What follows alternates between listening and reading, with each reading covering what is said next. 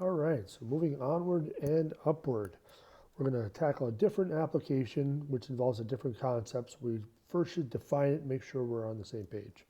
So two specific cases involving right triangles include angle of elevation and angle of depression. In either case, the angle is determined off the horizontal. So very important. So if your eyeball is down here and you're looking, I don't know how you draw an eyeball, but let's just say that's your eyeball. And you're looking straight across initially, and you wanted the angle of elevation, you have to elevate your eyes to look at the sun. So you have to angle it upwards until you can see the sun. So that angle of elevation would be alpha. Very similar over here. So if you're looking downwards, so again, you got your eyeball here. And so you're looking straight across initially, and then you lower your eyes or depress your eyes and to look at something down, maybe on the water or something like that, a boat. So you have to look downwards to see what's below you. So again, that's the angle of depression. So you have the angle of elevation to elevate, angle of depression to look down. Always off the horizontal though. So you're not up here looking down at something. It's not this angle here. It's always from the horizontal. Very, very important. Okay, so let's try a couple problems. You are standing 45 meters from the base of the Empire State Building. You estimate that the angle of elevation to the top of the 86th floor, the observatory, is 82 degrees. The total height of the building is another 123 meters above the 86th floor. What is the approximate height of the building? One of your friends is on the 86th floor. What is the distance between you and your friend? So we got a few layers to this problem, but the first thing we should probably do is draw a picture. So we need to draw the Empire State Building, which, as you can see, I'm no artist, but we should try our best.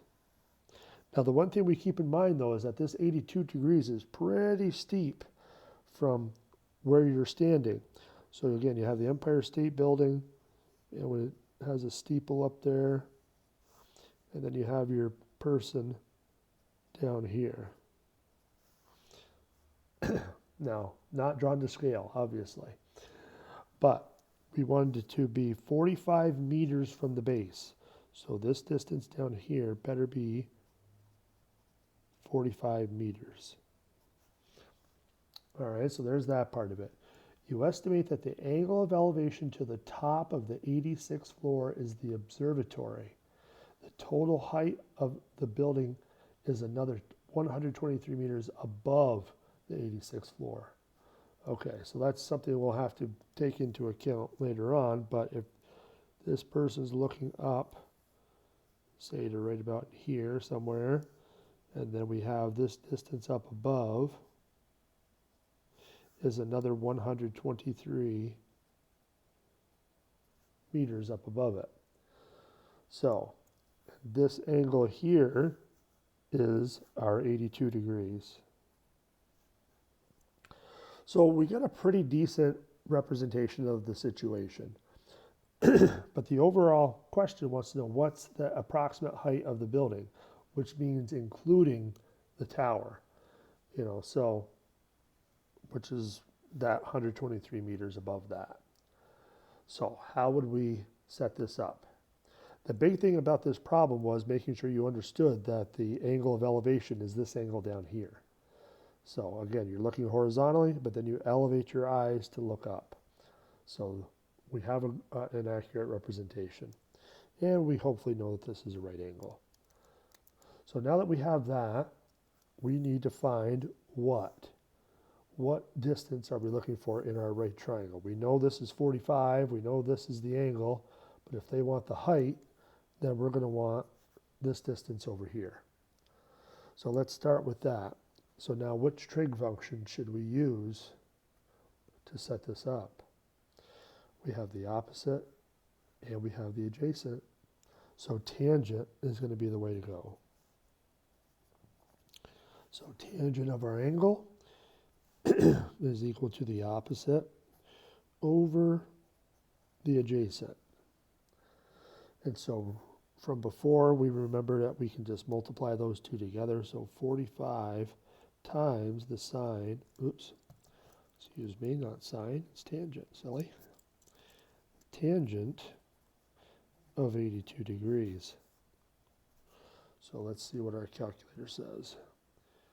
So we got 45 times 82 tangent equals 320.1916. So again, I would say they're using whole numbers in this problem, so let's go one level of accuracy better. So we'll round it to 1 decimal place. So 320 meters is just this part of it. So to get the overall approximate height of the building, we got to make sure we add that extra 123. So approximate height should be equal to 320.2 plus 123, which gives us a grand total of 443.2 meters. Pretty tall building, right? Okay, so we have that aspect of it. But now look at what the next part wants. One of your friends is on the 86th floor. What is the distance between you and your friend? So they want the straight line distance between you and your friend. So if you're here, your friend's up in here someplace, they want this distance. So let's use R. You could use any variable you want though, of course. So, but now which trig function do we use? We do know what side X is. So you could use that in your calculations. But what if you made a mistake? So it's a good idea not to use any information that you calculate just in case you made a mistake. Always try to fall back to the given information if possible. So we want to use the 82 obviously and the 45. So we know that's the adjacent. We know that's the hypotenuse. So cosine would be the best bet. So cosine of 82 degrees should be our adjacent, which is 45. I almost flipped up there, but I didn't.